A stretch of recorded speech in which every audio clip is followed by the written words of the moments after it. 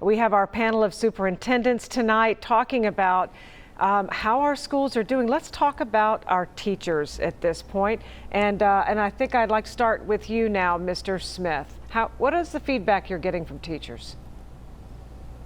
Well, I think that's a very interesting question.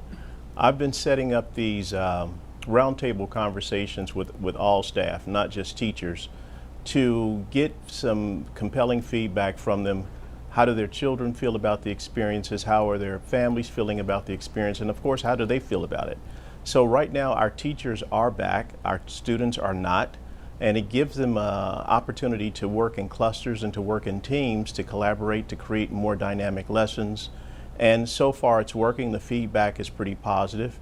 Some teachers are very, very anxious for kids to come back. You could imagine a kindergarten teacher who's never had the pleasure of meeting a student.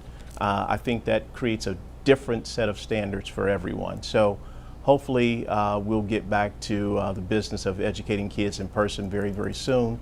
But this is our first trial run at it. Right, and we've talked about how, I mean, that's why teachers got into this. They love the kids. Dr. Webb, what are you hearing in terms of, did they have enough of the face coverings, the hand sanitizer, things like that? Do they feel equipped to be able to do this the best way they can? I believe so.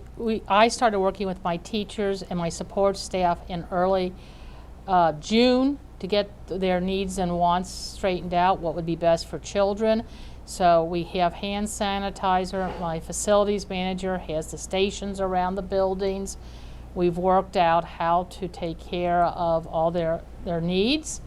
But it's an ongoing, ever-evolving thing, and we are blessed to be able to move when things don't work out for us. All right, let me ask you, Mr. Garrison, if I might.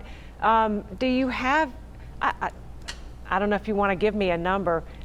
Give maybe a percentage of teachers that said, "I just don't feel comfortable." You know, maybe they are at higher risk, or just have a greater fear level and just didn't feel comfortable coming back.